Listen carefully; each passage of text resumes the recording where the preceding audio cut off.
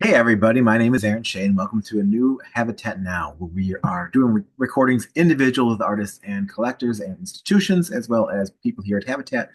And today I'm joined by Habitat's founder, Ferdinand Hampson, as we're going to talk about the upcoming Masterworks auction that's taking place during the upcoming Glass International, our 53rd year of that show. So thank you, Ferd, for being here.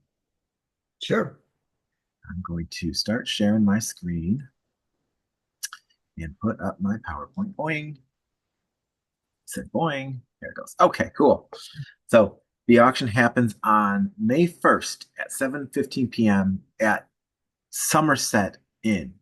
And in Royal Oak, it's in Troy, Michigan, right next to the gallery. And we've been doing this event for a long time. It is the 53rd year, and we've been doing auctions since the 90s. And this Oh, auction is a very actually, from 1982.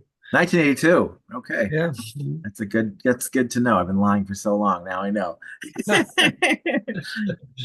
that's exciting news. So this is our 45th or 46th auction. I can't remember off the top of my head, but it's an impressive one, and it'll be during our international. So make sure you come and see and be part of this event for as a VIP to be part of this incredible auction. So this event is hosted on glass53.com. You can see all the VIP details, but if you want to just come for the grand opening, please do. It is on May 3rd at 8 p.m. in Royal Oak, Michigan at the Habatat Galleries Complex. It's an incredible experience. You really will enjoy seeing it, and there'll be over 400 pieces of artwork. We just received a giant Christopher Reese egg. There'll be some amazing works by Lino Teglopietra, first time showing his work in bulk in a long time. But for take us back a little bit to the early days of the Glass International and tell us your thoughts about what the show was going to be. Well, it started in 1972, a year after Habitat opened, actually less than a year. And the idea was to expose a number of people that were working with glass. And at that time, glass was so new, it was difficult to even find people. The first show that we had was 12 different artists, and some of those pieces were borrowed from the Detroit Institute of Arts because we didn't have enough work to really display, and we wanted to show like Dominic Labino, who said, "Who are these kids? I'm not showing with you." So we had to go around him to exhibit his work. But that was the beginning, and we did it every year since. Although I almost canceled it in 1975 because everybody looked the same. Everybody discovered the Tiffany test techniques and they were duplicating it. So the only way you could tell who made what was to lift the piece up, look at the bottom to see the signature.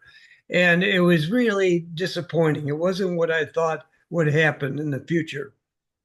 I canceled the exhibit in 76, but then I decided, well, we have nothing else in that time slot. Okay, we'll do it one more time.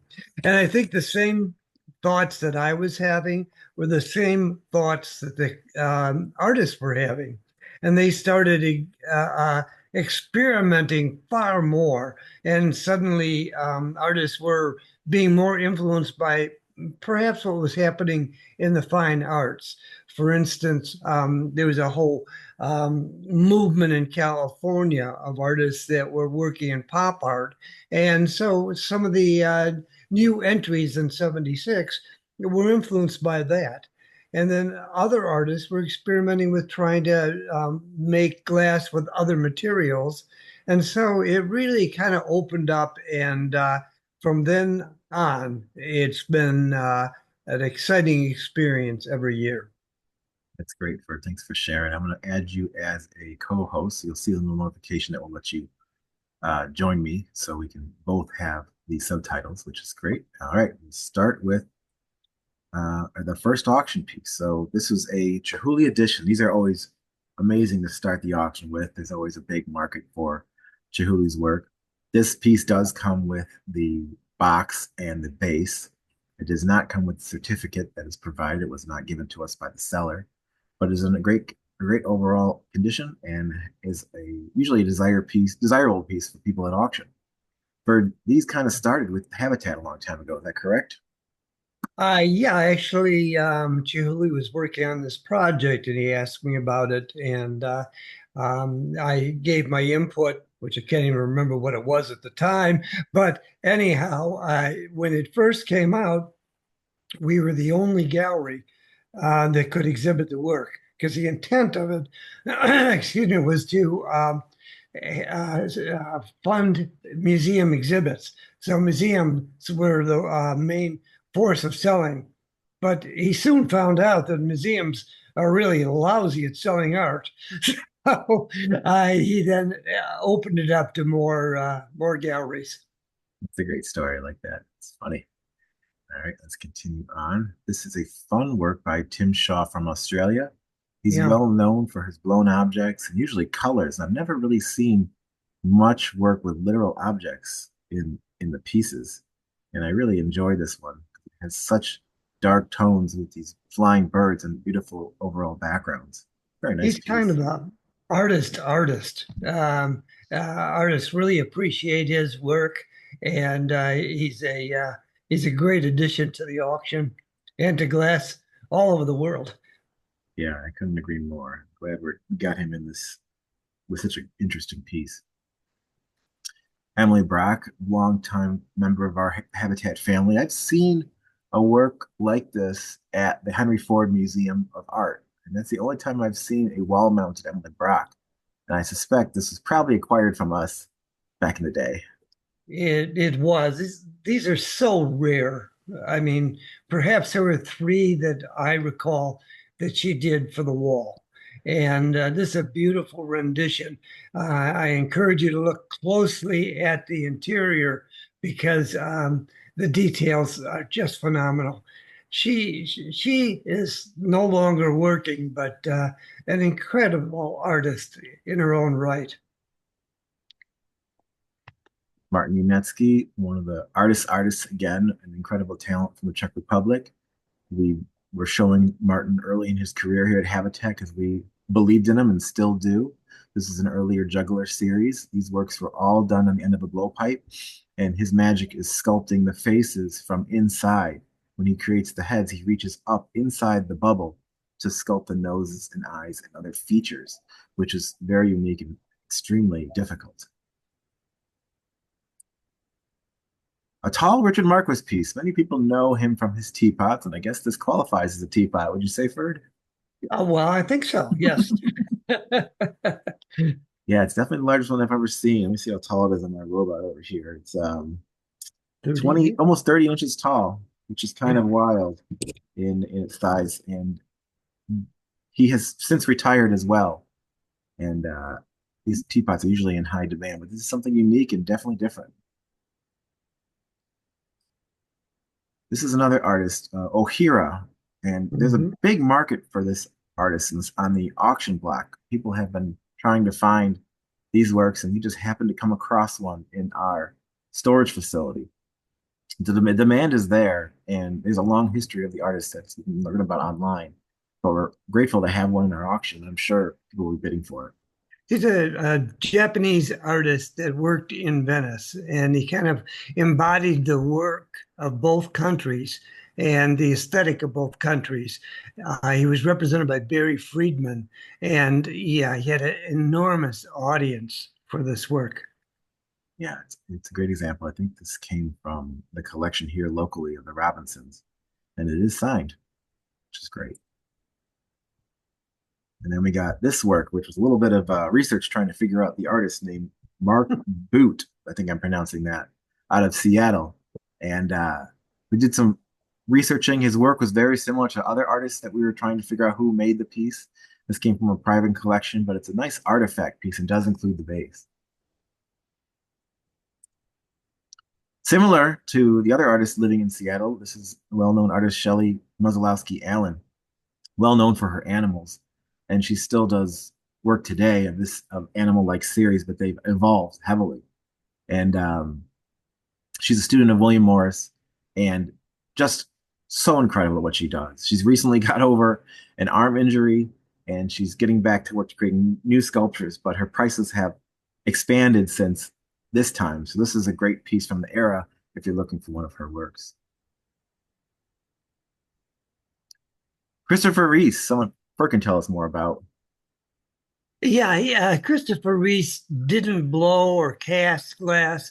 What he did was he bought glass. It was a absolutely pure crystal, and then carved it. So it was similar, like working in stone. He bought it from a glass company that there might have been an impurity in part of the glass, and so they didn't use it. And he struck up a deal with them where he bought all the glass. And what he could do is carve the impurities out and make the sculpture. In fact, in the International, we have a 1,000-pound egg of Christopher Reese's, the largest piece he ever made, and arguably one of the largest pieces of just pure glass ever made. Yeah, it's on our social media page. You want to get a quick glimpse at it, but it's definitely worth seeing in person. I don't know how they got it set up, but they did, and it is a marvel. Our friend Lucio Bubacco, self-taught lamp worker, probably one of the best in the world. I remember as a kid walking into the gallery and seeing his work, and it was breathtaking. He made entire scenes. He made the 11 layers of hell, I think it was, or 7 layers of hell on display at one time when I was a youth. Exploring the piece, walking around, and all the detail and all the people, each having their own worlds and personalities. This is a very unique vessel with a topper and free-formed sculpture by the artist, and it was quite nice in the darker tone. And actually, it says it's lamp work. It is lamp work, but it's also blown glass. This vessel has been blown. Right, And yeah, so, and a number of his pieces are created that way. incorporating both techniques. Yeah. Our friend William Morris from Seattle, who has retired, every now and then we get a nice and impressive work by the artists for our auctions. Usually they're in high demand. We often get the vessel forms, and these are the artifact pins. Or you probably sold this when it was new. We did. Yeah. In fact, I remember the lady who acquired it, and apparently she's now passed away. But and a number of these pieces are from her collection. And she's a very thoughtful collector and picked out pieces that were very meaningful. And this is one of them, Yeah, Bill Moore's pin. her name is mentioned in the auction. It's Marjorie Lenenbaum. Yeah. So a few of the works from this collection are from hers. This very tall, now to pronounce the name right here, uh, Ikuta. Nyoka Akuta.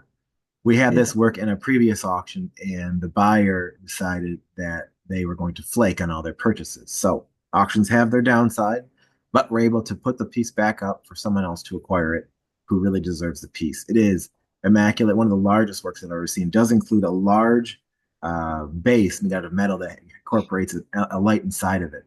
So take that into consideration when you're deciding to buy the piece, but it is Yeah. spectacular. Incredible motion. I went to her studio one time in Kyoto, Japan, and I assumed Japanese, the technology. I figured, oh my goodness, she's probably got all these elaborate machines that cut the work precisely like she wants it. And in reality, she would cut every piece of plate glass by hand, measuring it out and then making the next piece. And it was like in the most primitive way, and yet the end results were spectacular. Look at the motion in this piece.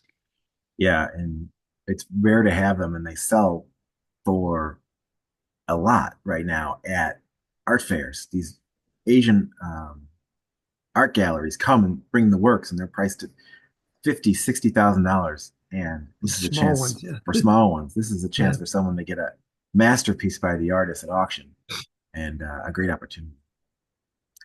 A fun work by Joe Philip Myers. We've had a bunch of his work in our auction. They're all so different. They're all hot sculpted with glass pickups, and he's still priced under the money. So if you're looking for a really historic work by an important artist who has worked with the medium for decades, I would consider adding a couple of Joe Philip Myers to your collection. This one was from the first exhibit that we had of Joe Philip Myers, and it was the introduction of the contiguous fragment series. And this is from 1979. And the thing that made his work unique is that his paintings were deliberate. You know, glass can have happy accidents. It's easy material to like, but he would really concentrate on making beautiful imagery on both sides, and using this black matte background enhanced it. We go back to Seattle now for William Morris, again, another popular series by the artist, these artifact bones series. You've seen large skeletons and other sculptures by the artist. This is a four-piece sculpture incorporating a bone horn. It looks like kind of like weapon holder and two unique objects that are placed inside. If you look at our website, if you look at the auction website, you can see each piece individually, but this is how it is displayed. And it's just a stunner. Yeah. Fun to bring to auction is work by Jose Chartier. He is a master of the sand casting process and has created this multi-part table. I believe it incorporates four objects all kind of fit together. You exhibited Right. work like this in the past, Ferd. Yeah, but yeah, it's he's inspired by primitive art, and he found these primitive tables that he creates. Although this one has this gold on top, which Mhm. gives it more of a contemporary feel. And then he puts the objects on there that were like objects that would have been used by primitive cultures, and really beautiful work.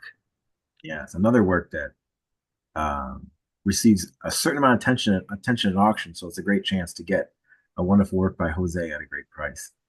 Now I got something fun for you, Ferd. This is something kind of out from outer space, something that something that you don't find in your everyday life, but you can enjoy this in your living room should you choose.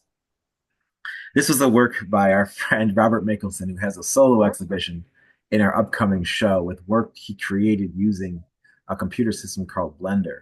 This is an older work consisting of, it's actually one, two, three, four, five, six, seven objects, including the base. Each of these little heads you can see on the picture on the right, comes out of the sculpture you put them in afterwards. It's kind Wow. of out of this world. Something Lamp worked. He's still working today, making incredible pieces. And this is really substantial. It's quite big, I believe. It's 38 inches tall. Yeah, 38. Yep.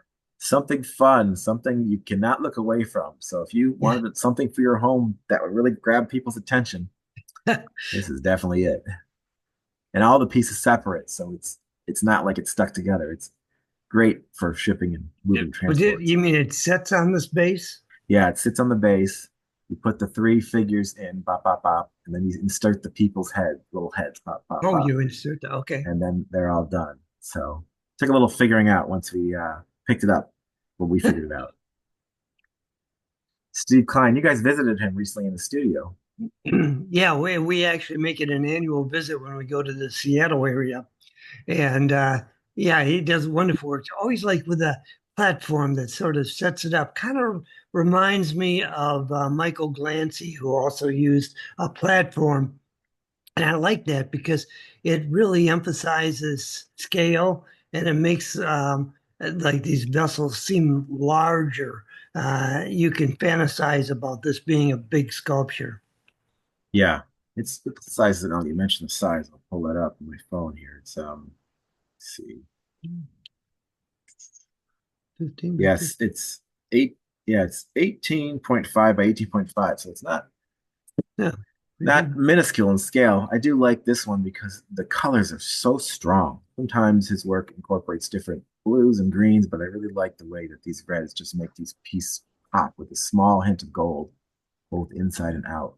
And I'm a big fan of Steve's work, and he's a great guy too. Our friend Robin Grebe, who has since stopped working, as far as I know, we've always done well with her work at auction. Her work is very moving and soul searching, and she incorporates cast glass and paint. In this particular one, wood.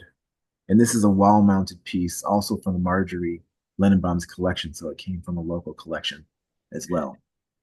It's mounted on the base. The base attaches to the wall, and the figure comes up from there. Oh, maybe about 2 inches from the wall. She made very, very few pieces, so she never really had a lot of money. She was always struggling to make ends meet. But I consider her a brilliant artist. We personally have, I guess, three in our collection. So, Great. It's great. This is a great piece by her too. So mhm. I would jump on it. John Kuhn, many of you know John's work. If you know Dale Chihuly, you may know John. His work is made with hundreds and hundreds of glass pieces that all have been painstakingly laminated together to create his visions. He is still working today. His prices are something you have to double take at. So looking at work at auction is always a good move for people. These taller obelisk works are usually more rare, and this is a great example of that body of work. We're happy to have it. Yeah. A fun work by Jenny Ruffner, who recently passed away.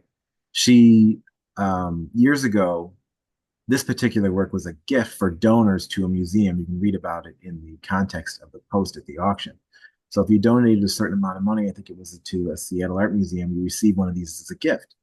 And it comes in a wooden box, and each orb sits in this really fun metal leaf-like shell. And something fun and unique to have that can live on in your collection. Ethan Stern, we're fans of Ethan. We've shown him on and off for years in Chicago. He blows these pieces, and there's so much texture on the outside. Sometimes he incorporates multicolor, sometimes he incorporates single, but he's a great person to have in your glass art collection because he's such a hard worker, and he's still working today. We have newer work in our show for Glass 53, but wanted to make sure we had a piece of historic work for our auction. This looks like a minimal piece at a distance. It certainly is. But when you do get closer to it, I encourage you to click on and make it larger because the texture is pretty incredible. Right. So this was a fun one, right? So this was a correction we recently did on our auction. So this particular work we thought was made by Lucio Bubacco, but was not.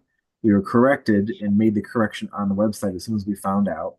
This work was made by an artist named Steve Sislaw. Steve is from the glass art of the functional glass art community, but he also is quite an impressive lamp worker. So we might be adjusting this one a bit more at auction before the actual auction day price wise. That uh, figure sits on a long pipe that goes all the way down into the vessel for support. Another example of so many talented people out there we don't know, but have dabbled in glass and are at the level. Ferd, do you want to take this one? Certainly, I always love taking the work of Harvey Littleton. This is a piece, I believe it's from 1979, which was we had an exhibition in 1979. It was just when he had quit the University of Wisconsin as a professor and decided to go on his own as an artist. And he always integrated his work with gravity, and that's how he received these forms. He would make them as a long, almost like a pipe-like form, and then push it up into the air and watch it slowly move down as gravity took it, and he would stop it at the exact position he wanted. And this is just a great early example of very, very important work. I wanted to bring up that on our YouTube page, there are sculptures, videos of almost every piece in the auction. So let's say, for example, you wanted to see the Harvey Littleton.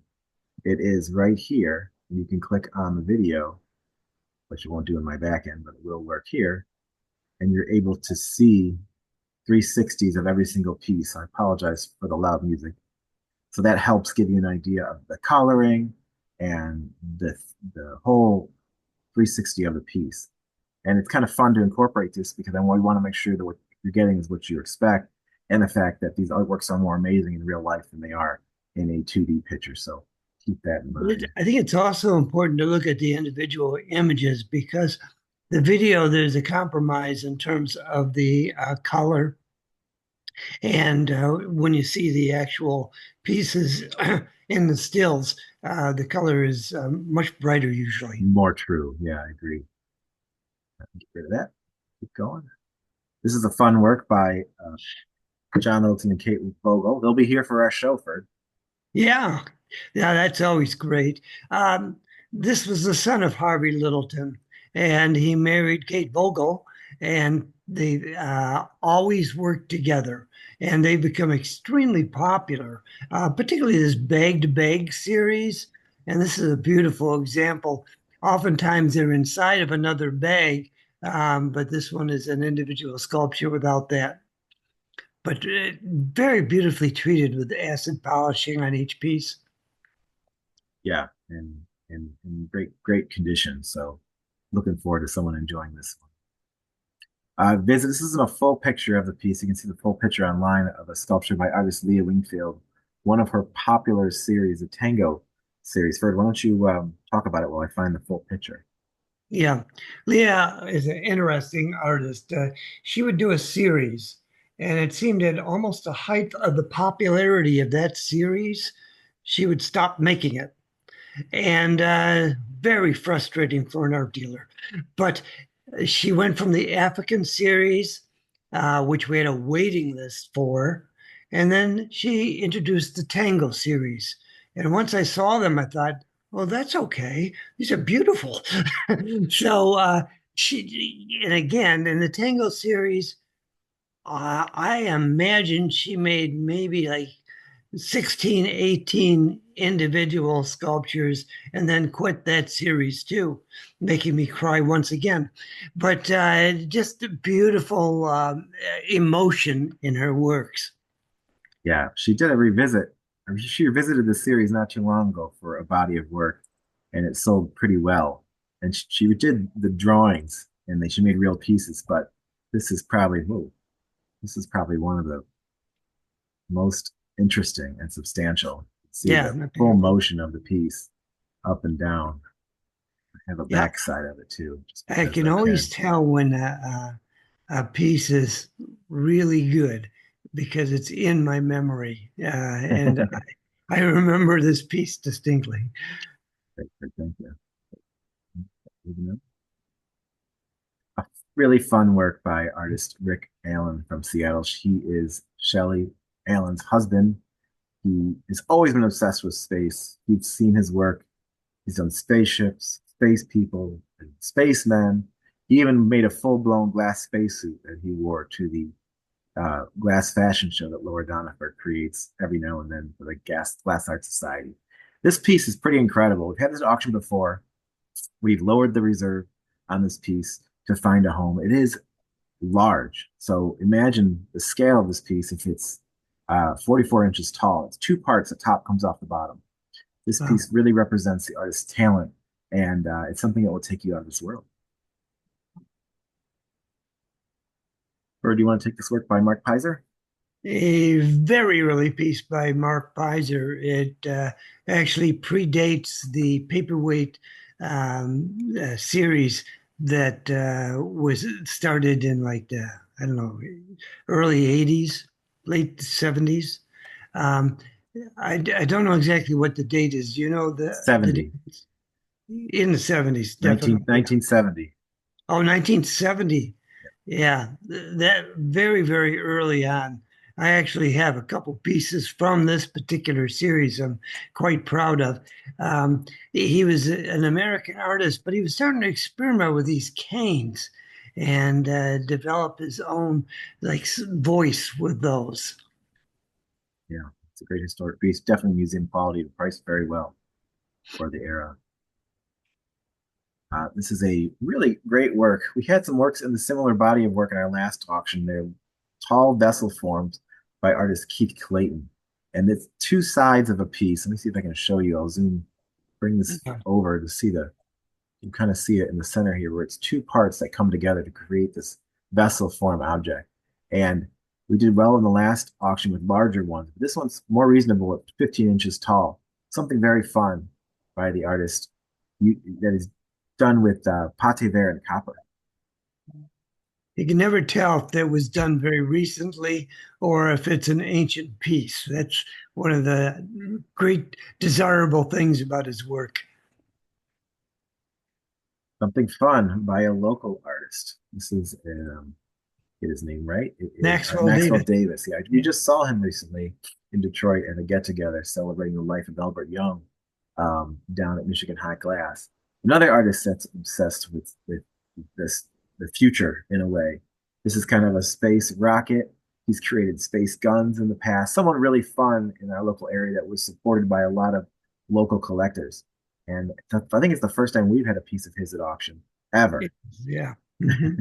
And that includes this white pedestal base that's hand drawn by the artist. It looks like a machine hog of some sort made out of metal, and the glass sits on top of it. Definitely something very out of this world. Now we travel back in time to an earlier time with artist Lucio Bubacco. This is a very early piece by the artist who created the other lamp work and blown piece you saw earlier. Early experimentation. Most interesting about this piece, I find, is the mix of color. A lot of times you would see a single color in a lot of Lucio's pieces, and he's trying to figure out colors that work together. And this was an earlier piece. I think it was from 1990. So this came from the local collection too, here in Michigan, Jack and the Beaver Robinson. So they were one of the early supporters of glass, and they had an eye for things that were impressive. An extraordinary collection. They'll go down in history for the wonderful pieces that they created and their generosity donating many to museums.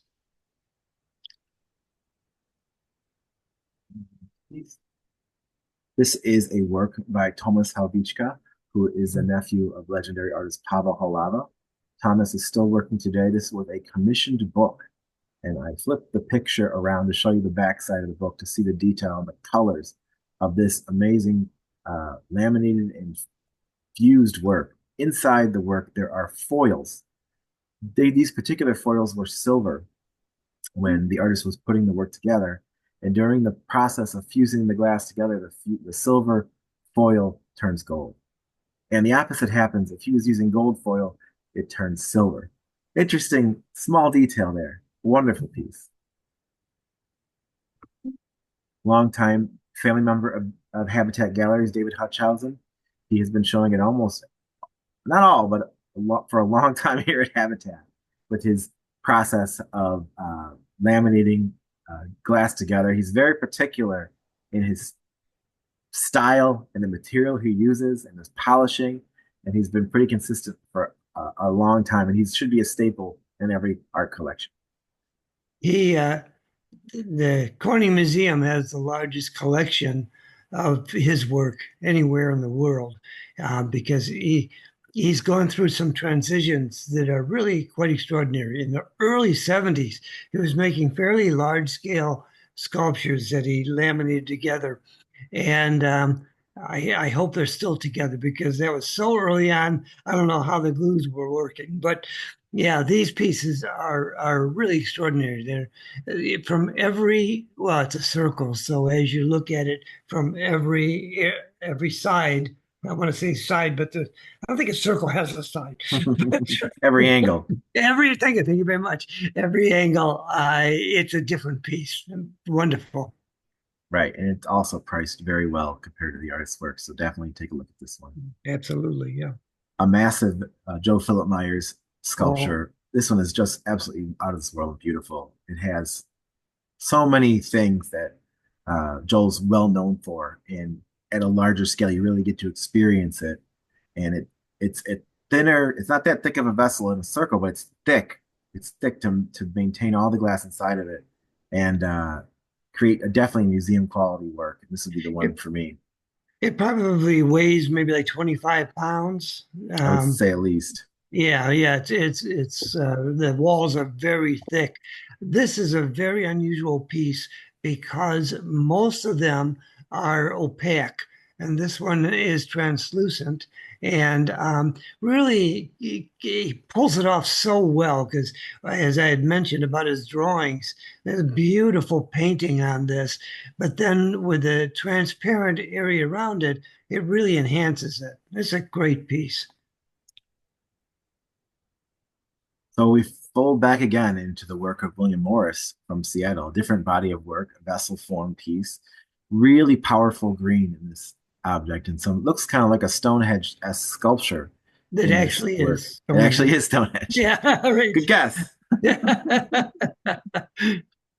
Preliminary in early in his career, as he was doing these blown vessels, he's done mold blown pieces and other blown objects, and it really one has to speak to you and fit well into your aesthetic of your art collection. I And think this was, I'm sorry, I didn't mean to go ahead, interrupt you. Ferd. I think this was created in 1983. Is that I correct? look on the computer here. It says 1983. Yeah. In 1979, Dale Chihuly came to us and had some work of his. He said, I want to show you somebody else who's working at Pilchuck. And it sounded like his credentials weren't too good because he was a truck driver there. But it happened to be Bill Morris, and he just had a gift for working with glass. And so Dale showed us these pieces. These were really early on, before he had found like a voice, which is using ancient artifacts as inspiration for the work. Good to know. We're jumping back into another sculpture by Christopher Reese. This work is an embrace piece. He has done many of these works using the glass that Ferd spoke about earlier, and he's quite in demand at auction. This is a smaller work, which will probably fit more clients' collections and be a really great and substantial piece by the artist for anybody. So if you're thinking about a Christopher Reese and you're an early collector in glass or have a specific space in mind, I would definitely take a look at this. This glass is it's called shot glass. That was the name of the company that created it, and they it's I forget what level of lead, but I think it was like 33% lead, and so it was soft. So that's why he could carve it a little better than borosilica glass. No. Where was that place? Do you have any idea where Shot Glass was? In Pennsylvania, I believe, but I think they also had a factory in Germany. But he got his glass from this from Pennsylvania. A longtime friend of the gallery, Tolan Sand, his uh, cut, laminated, and polished glass works are really impressive. This work rotates. He incorporates different symbols and visions inside of his work. I've never seen a work like this. It's a very cylindrical, horizontal piece and has a lot to look at. He incorporates a core to his pieces and then has all the visuals play with the optics. Another impressive artist that's making some incredible works today, and this is a great piece by Toland. Another fun artist I love showing at auction is artist Therman Statom. He is known as a well-known supporter and teacher of the arts to the community. As a Black artist, he really stands out in his creating process. And I personally, it's the only piece I have out in my house. I have a Therman Statom above my fireplace that I really love. And these ladders are one of his most popular series. They're uh, glass and mixed media is what we call them. So he incorporates paint, found objects, other people's artwork sometimes, Yeah, all right. anything he can find to put together his visions. And they really light up a room and they start a conversation.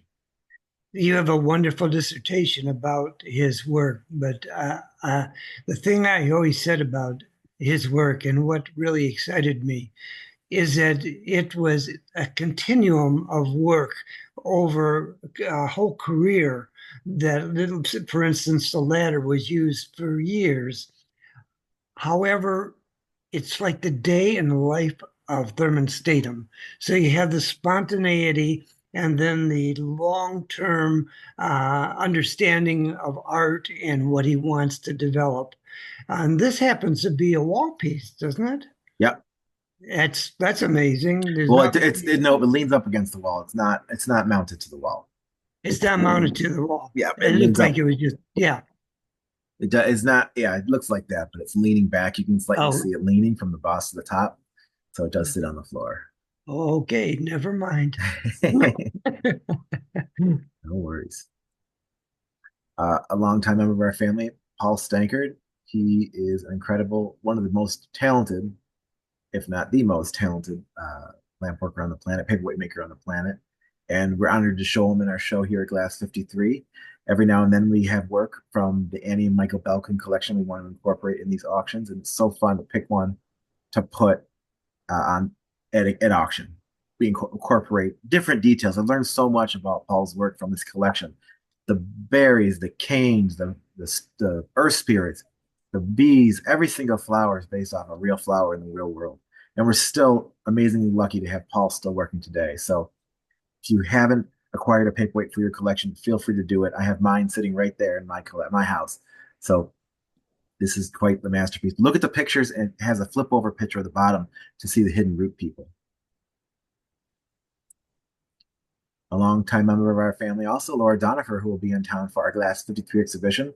She has slowed down on producing work, so this might be a great opportunity to acquire a piece by Laura. This work looks just like her, red and fiery, and it's so great to have one of these pieces in our auction to represent her. She incorporates positive energy in her works. There's hidden objects inside the vessel incorporating that positive energy. And every single bead you see on this work, she's made herself. Yeah, this is a beautiful piece with the really amazing beadwork coming down. An Australian artist, his name is Scott Chaseling. These tall vessel forms are really impressive works. We haven't really sold many of these at auction because not many people have memory of Scott Chaseling, and they don't really appear as glass until you see them in real life in person when they can have an luminous glow off of light. But they have a story to tell, and each work is impressive in scale and in tone. I'm not quite sure how he gets these works put together. For any idea? Yes, he uses the roll-up technique, but on the interior, there's images that do not correspond with the exterior, which is like another story being told. And of course, on the other side of this is another fabulous imagery. I think what it says is to see beyond the future, yeah, on Take the a other look and see what side. it says. It says, Yeah, that the right there. desire to see beyond the future. Yeah. Mhm. So, yeah, this is this technique that he and Klaus Moyer made that's called the roll up. But what it is two roll ups, and then somehow he puts them together and rolls the whole thing up. So that's why you get a different image on the inside than the outside. They're really pretty spectacular. At a young age, he decided to quit working. He's from Australia, and I don't know if he's ever gone back. That's why you don't see many pieces around, but they're all meaningful and impressive. So I'm going to jump in between this because it looks like I'm missing a photo. Skip back a little bit here and bring up the computer screen again. And we'll look at the work of David Ricci. So this work, which I'll blow up quickly, is called Fish for Sale. They're so very humorous and fun. And this just made me smile. It incorporates this base and this glass object sitting on top of the base and the head sticking out, looking for the next victim. I mean, client to buy a fish. Yeah, somehow these figures are terribly British. I don't understand how. Yeah, and it's signed on the back, but it's just so fun to see. And I've really been a big fan of David Ricci's work for years. And the idea of just what crosses his mind that comes into the reel is so fun. It's like we're so grateful to have him creating in this world and sharing it with us. Just a lot of fun. All right, we'll switch over to the next one, which is artist Davide Salvadori. Many of you are familiar with Davide's work. An Italian master, makes instruments. He's also in the past made vessel forms earlier in his career, mixing Marini sculpture and glass together to create just in the future musical objects, but these just beautiful tone design sculptures. Yeah. Here's a fun one by artist Richard Royal, who's still working today. We're getting some of his work in for our show, but this work, this is Golden Spray Art Glass series, is just so fun. They're about connection. They're about the people you are in life with, yourself. You find a wife or a husband, create a family, and it becomes more and more exciting as you get older because it becomes more involved as you become part of something bigger than yourself. And these works do really well at auction. We price it really well, so it would. But this is probably one of the most colorful ones I've seen. Yeah, it's, you couldn't help but feel uplifted looking at this. It's like a celebration. Yeah, wonderful, wonderful piece. I'll get into the end here, Ferd. So here's a rare object to have at auction. Yeah, An artist by Bill Laqueer, called Elancer. These works are created using a process of I think it's sandblasting glass and cutting yes. out individual pieces to create these inspirational visions of water. And they are just stunning. And this particular one is usually hard to get. His work is so in demand, we can barely get anything from him from the gallery. So having one of these auctions is a rare opportunity should you want to acquire one and display it in your home. And making these pieces is extraordinarily difficult, and the loss rate in the creation is uh, it's astounding. They would make most people just quit, but Mm-hmm. Bill just makes these when they do come out these fabulous sculptures. Yeah. So we have this piece here by Toshio Izumi. And this piece was, oh, we missed it. It should have been number 38 in the auction. I don't know why it skipped it. But we'll jump back and talk about it anyway. Why not? So this was between the Therman Statom later and the Paul Stankard paperweight. Another artist from Japan we showed for decades, Ferd, and the work is so incredible. The carving and just the geometry to create something like this is mind blowing. Yeah, he's retired now, but it's like he captures water, the flow of water in a sculpture. They're just absolutely beautiful to look at. Sometimes pieces that are a little more minimal are more compelling, particularly living with them over a period of time. I don't know why that is, but it does seem to happen. Certainly with me and other people I've spoke with. Yeah. One thing to add to this too is it doesn't require direct light. It can be placed anywhere in your home and it refracts light around the room, illuminating itself and the space. So do not think that you have to have light for this work. It can go almost anywhere as long as you give it some space. Yep. And looks like we're missing one last piece. We're missing we're Bertil missing Vallien. Bertil Vallien. So let me get that going real quick. Pull up a picture on my computer. I have it right here. Voila. Come on, computer. You gotta click it. Okay, we'll try it this way. So, Bertil Vallien, this thing is massive, Ferd. I've been telling people it weighs somewhere between 120 and 150 pounds, and it's the largest Janus head I've ever seen, uh, and it's definitely museum quality, wouldn't you say? Yeah, it's a fabulous imagery. Give people another one. I have Yeah. a couple of them on my computer, and depending on how it's lit, the face adjusts in tone, but it really is just spectacular. We're big fans of Bertil's Mys- work.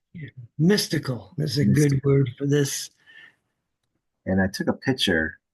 I have to put it up online somewhere with like a paper towel next to it. And I'll make this, I don't know if I can do it or not, but paper towel was like up to here, like a normal paper towel size. It was definitely larger than that. So imagine if you've seen one of these works in the past, that this particular work is even bigger than that. And it's definitely something that must be beholden in real time. And I know our team's going to have a heck of a time getting it on display at the auction. So I'll stop sharing. Any more thoughts to add about the auction, Ferd? Well, I'm dazzled at the quality of the pieces you keep coming up with. Just when I think things have shrunk down to a point where you wouldn't have a very interesting auction, you come up with the next one, and this one I really like. I'm excited to actually be part of discussing it in front of a live audience because they're works that have not come up very often or at all and a lot of special work. Thank you, Ferd. It means a lot. I appreciate that. Yep. We have some great collections that have come in locally. We dig into our vault to find some treasures, and we want to share these pieces with the world and get them back out there for people to enjoy for years to come. So again, this auction happened on May 1st, and here in Troy, Michigan, at the Somerset Inn for our VIPs coming in for the Glass 53 art experience. If you've never been to one of these exhibitions, it's definitely something you need to partake in. It's so much fun. We have over, I think, 45 artists now, or 40 or 35 artists, 35 to 40 artists coming in for the show. You'll have a chance to meet so many in person. And you can possibly acquire. So for this auction, you can bid on multiple places. We highly recommend you bid at the Masterworks site that is hosted by us at Habatat. If you go to habatat.com, go to the very top, you'll see a button that says Masterworks. Go there. You can place your bids today on anything in the auction.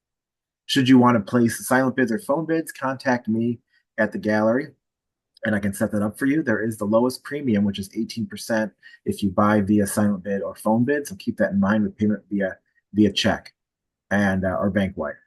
And beyond that, we're so excited to share these works with the world, get them out there, and talk about them in this video. Should you have any questions or want to see more pictures of these, call me here at the gallery. As for Aaron, you can view the 360s of them on YouTube. Do take consideration Ferd mentioned the coloring because we're using our atmosphere we're in versus pure tones. But look at the pictures on our website and contact us to place your bids. Thank you all for joining us today. Thank you, Ferd. It's great to have you here. And we look Thank forward you. to seeing everybody for the auction on May 1st. And we're looking forward to hitting the hammer down. All right, everybody. Thanks for joining. Like and share this with everybody online so people can see it, learn about these works, and we'll hopefully do more of these in the future. Talk to you soon.